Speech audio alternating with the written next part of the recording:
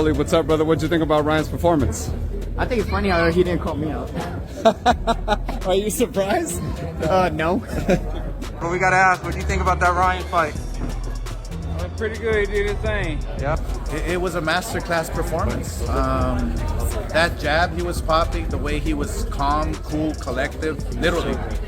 But I love the fact that he was using his combinations and he stuck to the game plan, you know? He just had to stay calm, that's it. Right. Have fun. I was yelling, have fun, just reset, use your jab, that's it. Right, he landing the right hand. I mean, he was really kind of I think everyone, or at least the ringside, had him winning all the rounds. Yeah, no, I believe it was a shutout, but look, you can't take nothing away from Barrios. I mean, Barrios is a tough son of a gun. He really First champion, right? First championship belt. Correct. So I think he did well for the first time based on the circumstances. Now, Being out for a while, you know, Right, a little for sure. rusty. I seen a little bit of rust, but once he got going, the flow of it, you know, he'll settle down a little bit, and you know, him and his dad know what to do. Well, What do you think about that fight, man? Amazing, amazing. The kid looked amazing. I'm not here to do interviews right now. I'm trying to leave. I lost my ride. I'm not doing interviews. Appreciate it, Don. Yes, sir. The second that opening bell sounded, every storyline we'd carefully pieced together during the week unraveled. What we expected to be a measured, tactical showdown instantly turned into something far more unpredictable. This wasn't a slow, strategic battle. It was raw intensity firing back without warning, unfolding right in front of us.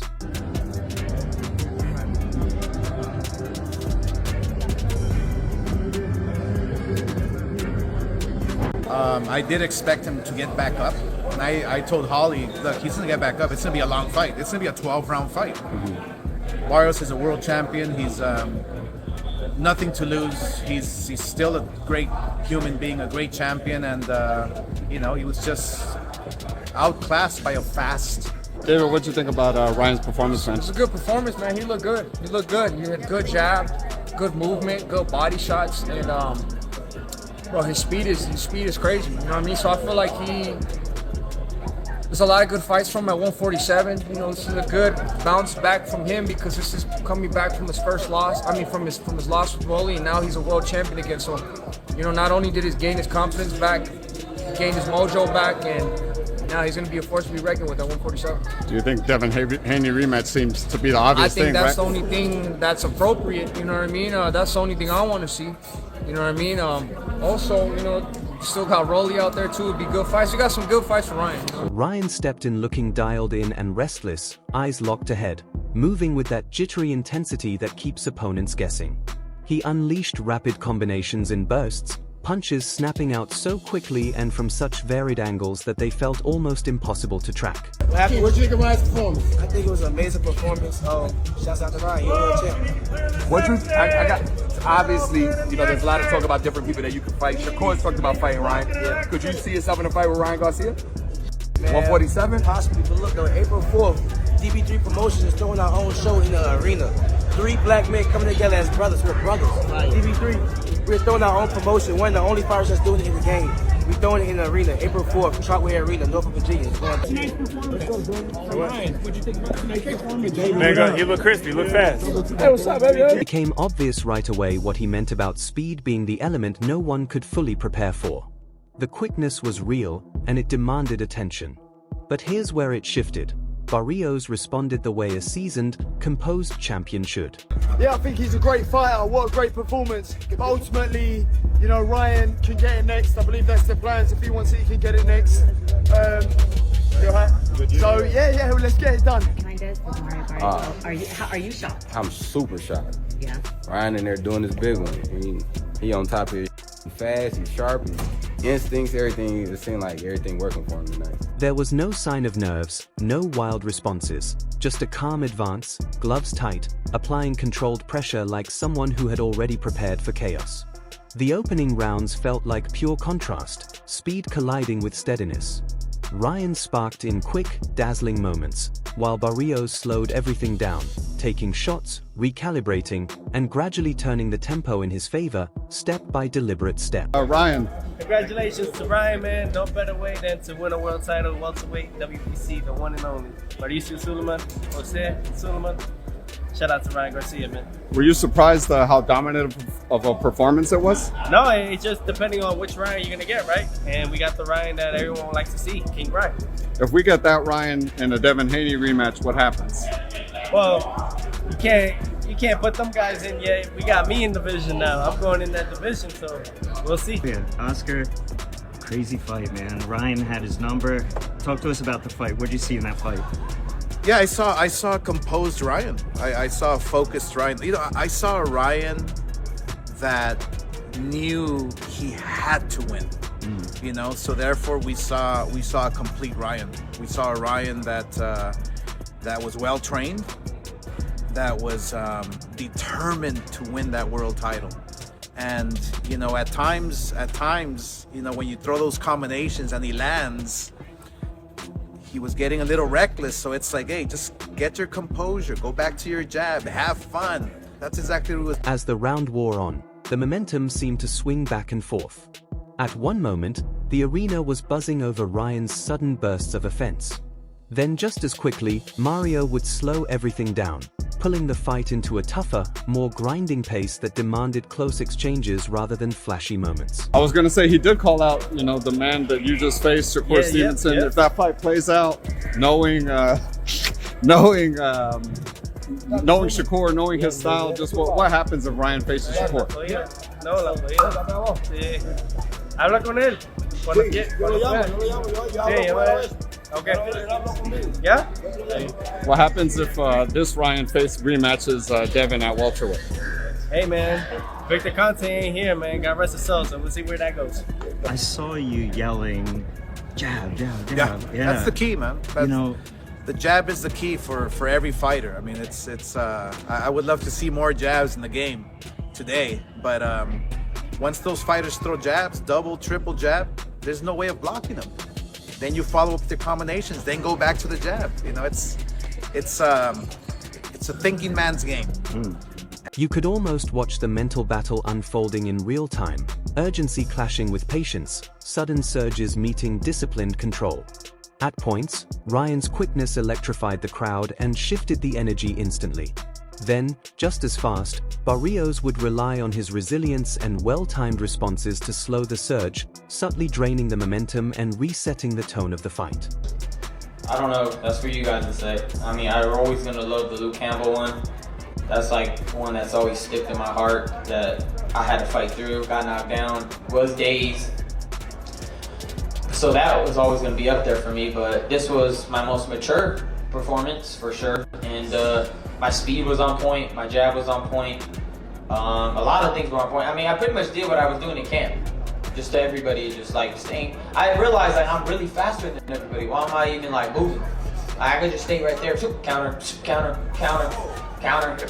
Neither fighter appeared rattled. They were simply operating from two distinct ideas of what it meant to dictate the action. That contrast is what kept the tension so high. The bout refused to fall into a comfortable pattern. Just when it seemed like one man was starting to seize control, the other would disrupt it, snapping back with crisp counters or reasserting himself through constant forward pressure. Man, it was a very, very dark time. It's like that passage in the Bible by David. He said, I walked through the valley of the shadow of death. That's what I felt like. You know, I was in a very dark place. Treating my body horrible, and it was hard to adjust to everything I had. So when the fight reached the later rounds, all the pre-fight talk and promotional noise faded into the background. What mattered then was focus, stamina, and the ability to stay composed while under constant pressure. It turned into a demanding, high-intensity contest, moments of explosive talent meeting steady, unshakable execution. And the type of battle that people start arguing about the instant the last bell rings. I lost myself. I was trying to fight for something and I lost my mind to it, you know, because I was screaming it out loud, oh, they're doing this, and I felt attacked for saying the things I did, and I felt a lot of spiritual attacks, and I lost it, you know, but God had a plan for me, and He brought me back and restored me, and that's all I did. That's all I can say about that. And when that last bell finally fades, leaving the tension hanging over the arena, you can almost imagine Oscar de la Hoya stepping into the discussion with that unique mix of promoter savvy and former champion insight. He'd likely take a measured pause, part admiration, part analysis, framing it as the kind of matchup where nerves, preparation, and true intent are revealed under the spotlight. Not during media days. Not in carefully edited training footage. But in those grinding middle rounds where focus is tested exchange after exchange. You can almost picture him noting how a sharper, recommitted Ryan delivered glimpses of the explosive edge he promised throughout camp, while also emphasizing that Barrios' poise and big fight experience ensured this was never going to be a simple showcase. It was a layered contest, momentum, mindset, and maturity all colliding in real time. Great fight. Amazing fight, actually. Probably one of the best fights that we've seen in terms of just emotion, you know, in terms of just the whole build-up and the hoopla.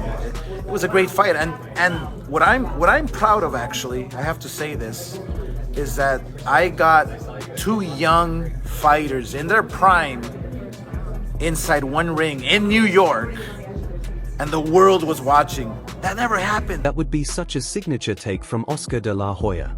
He tends to look beyond raw speed or punching power and zero in on mindset. More than anything, he studies shifts in confidence and composure. He'd likely circle back to something he's emphasized before, that motivation is often the hidden variable, and point out how both fighters showed hunger, just expressed in completely different ways. One came forward with urgency and emotion, explosive and immediate. The other stayed measured, firm, and strategically patient. And then he'd probably make that understated comment about resilience, the kind delivered with a quiet nod. When a champion absorbs a clean shot and keeps advancing, the entire dynamic of the fight changes. Not assigning clear control, just highlighting the moment. Given how the momentum kept turning, his reaction wouldn't feel like pure praise or criticism. It would sound more like intrigue, a veteran observer captivated by two contrasting mentalities colliding under pressure. A slight smile, maybe, recognizing that the deeper story wasn't just who edged the scorecards, but what each fighter revealed about himself when things got intense. Tired after the first knockdown, because I noticed when Ryan would turn and do the shoulder roll, you know what it is? He would just swing and he was getting discouraged. discouraged. He was getting discouraged, and that can wear you out as well. Yeah. Physically, mentally, it can discourage you and it can get you tired. Yeah. And that's what was happening. I mean, Ryan's a big kid. Weighed in 140, Mario was 160. Yeah. So we had two big guys up there, you know. So the difference was Ryan Garcia is a puncher. And then that calm, reflective tone shifts the second you picture Eddie Hearn weighing in. Now the energy changes completely. It's no longer about quiet analysis, it's urgency, movement, and opportunity. You can almost see him animated, talking fast, framing the fight not just as a sport but as an event with real commercial electricity. Where one perspective dissects psychology, Hearn's would spotlight spectacle. He'd call it drama, volatility, edge-of-your-seat tension, the kind of contest that keeps fans from blinking. To him, it wouldn't just be a competitive matchup, it would feel like a high-stakes production where every momentum swing added to its value. He'd zero in on the unpredictability. The way control never stayed in one corner for long. The sudden surges when Ryan's hand speed created flashes of danger that jolted the crowd and forced immediate reactions. That element of surprise, those bursts that could change everything in seconds, is exactly the type of storyline he'd amplify, because it keeps people talking long after the arena lights dim. Like, you know, we saw behind closed doors that kind of atmosphere definitely has an effect on performance. Right. But you know you know what to expect, and I just feel like, you know, I was actually quite not disappointed. I was quite upset that Ryan didn't perform, because I was really pleased for him that he turned his life around. Like, you know, to see him on that Devin Haney fight week, the difference between that and seeing him here on fight week, he looked great. Like, his face looked fresh again, great looking kid. And I was thinking, wow. In the same breath, Eddie Hearn would be applauding Barrios for staying composed, for absorbing the chaos without mentally drifting. That's the classic promoter duality, celebrating the fireworks while equally admiring the framework holding it together. He'd pivot quickly to the bigger picture, framing it as a major spectacle without planting a flag on who truly dictated the action. From a business standpoint, sustained suspense often carries more weight than a tidy, one-sided result. He might even laugh about how every time one fighter seemed ready to fully take over, the other answered immediately, cooling or reigniting the emotional temperature before it could settle.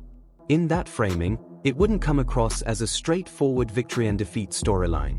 It would sound more like a pivotal night for both careers, the kind of contest that boosts reputations, sparks rematch conversations, and leaves the boxing world debating even louder after the final bell than it did during the exchanges themselves. Eddie, just your reaction, man. I can't believe it. I mean, I said, this kind of environment, like sometimes it can just, I mean, I don't know what to say. I mean, flabbergasted. You know, tonight was going to be those two in the ring facing off for the big rematch. Done? Then the energy shifts again. The promoter excitement fades, and you imagine Chris Algieri stepping into the breakdown. Now it's not about spectacle, it's about subtleties. The kind of details most viewers miss in real time. He'd probably pause the replay and immediately start talking about tempo disruption. This wasn't a fight where either man established a clean, consistent rhythm.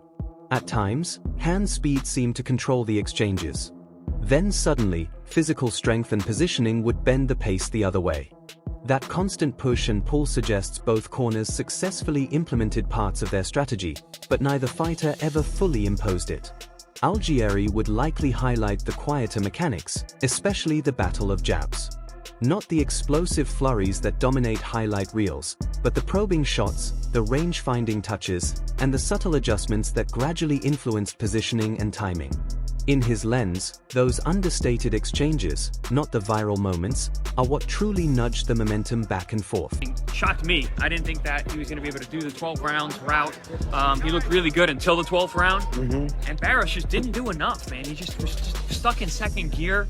It seemed like there were a lot of opportunities for him to take advantage, and he just didn't. He did a great job of utilizing the crowd, utilizing his hand speed, his foot speed, some movement just to keep the emotion. You can almost imagine Chris Algieri saying it plainly, watch the feet. Watch the distance. Because in several stretches, positioning dictated more than volume ever did. There were moments where ring geography, who stepped outside the lead foot, who edged forward, who gave half a step of ground, mattered more than any flashy exchange. Ryan's offense came in sharp flashes, sudden and electric, the kind that can flip a round in seconds. But Barrios answered with steady forward pressure and quiet recalibrations, the sort of patience that forces an opponent to stay engaged every moment instead of drifting. That underlying chess match, subtle adjustments layered beneath visible action, is exactly the type of detail Algieri gravitates toward. He'd likely emphasize how resilience and composure preserved the suspense late into the fight. Neither man unraveled when momentum turned uncomfortable. From a conditioning standpoint, it didn't feel like one fighter was fading while the other surged. It looked more like two different systems operating on separate rhythms, one firing in explosive bursts, the other humming with consistent output. Technically uneven in spots, strategically compelling from start to finish. The kind of matchup analysts would study repeatedly, frame by frame, while fans debate it loudly based on the moments they remember most. Saying during the PPP.com live chat, I mean, Barrios fighting with zero swagger, with no attitude. Like, it wasn't selling anything he was doing. He did a lot of good work, but it was like you had to be really, really watching to see him do it. He was able to, to fight at that level. But I think, Barrios is definitely gonna want to fight. It's money. It's a big money opportunity. Technical diagrams and slow-motion replays have their place. But shift the lens to Henry Garcia, and the tone changes completely. That wouldn't sound like analyst commentary, it would feel personal. A father trainer processing everything at once: pride, tension, relief. He probably wouldn't open with the big moments. He'd talk about discipline first. About commitment. About how the sacrifices in camp weren't just words, they showed up when it mattered. Instead of focusing on the official outcome, you can imagine him mentally revisiting certain rounds, specific exchanges that proved growth. There'd be a quiet conviction in his voice. Something like, "I saw the focus. I saw the maturity." The kind of statement that carries deeper meaning than any tally of points. And he wouldn't overhype it. He'd remain measured, pointing to the adjustments made under pressure, the calm in heated sequences, and the instances where Ryan chose patience over impulse, moments where an earlier version might have forced the action unnecessarily. Less about spectacle, more about evolution earned in real time. But I tell everybody, and they don't listen, they're stupid, okay? My son hits you, you're done. Yeah, man. You're fucking done. But they're stupid, okay? And that's what they get. That's what everybody gets. All the haters, Paul Malignaggi, he's stupid, you know, Porter, you know, all those, Algieri, he's a piece of shit, you know? And even Timothy Bradley, they're all pieces of shit. What'd you think of that judge that scored it a draw? That's up. Yeah, right? You know, he Four was kicking knockdowns? Four Was it four? knockdowns, yeah. Jeez. And a draw, get me the fuck out. That tone would feel less like someone celebrating punches landed and more like a coach recognizing growth as it unfolds.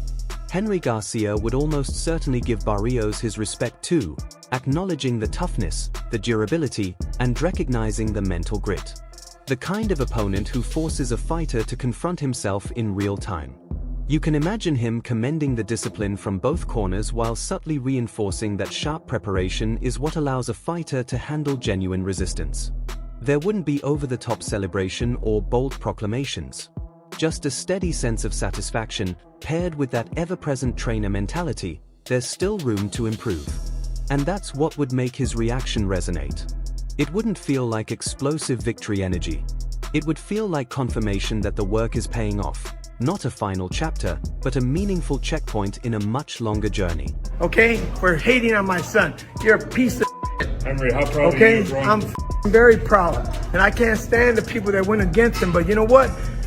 I'm glad. I'm glad you lost. I'm glad you lost a lot of money. I'm so glad.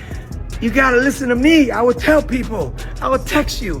If my son hits that guy solid, he's either gonna wobble or get dropped.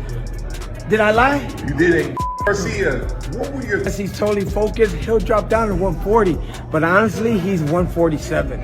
When you step back from all those imagined reactions, the fight stops looking like a simple win or lose outcome and starts resembling a psychological study playing out under bright lights. Speed collided with structure. Emotional surges ran into disciplined pressure. Momentum shifted so frequently that the bout almost refused to settle into a single storyline. Each perspective highlights a different layer. Oscar de la Hoya would frame it around mentality and composure. Eddie Hearn would spotlight the drama and commercial electricity. Chris Algieri would zoom in on spacing, tempo, and the subtle mechanics shaping exchanges. And Henry Garcia would focus on discipline, growth, and the evolution that showed up under pressure. That range of viewpoints alone shows how layered the performance really was. This wasn't a one-sided domination narrative. It was tension personified, bursts of brilliance constantly meeting resilience, steady pressure repeatedly disrupted by sudden explosiveness. One fighter displayed urgency and sharp offensive flashes. The other embodied patience, durability, and a champion's refusal to unravel when momentum turned. That's why the final bell didn't feel like closure. It felt like ignition, the start of arguments rather than the end of action. In fights like this, perception, control, rhythm, and mental steadiness matter just as much as punch volume. So where do you land? Did the speed and dramatic momentum swings define the night for you? Or did the composure and sustained pressure quietly shape the fight more than most will admit? I'd love to hear your perspective. Let's really break it down.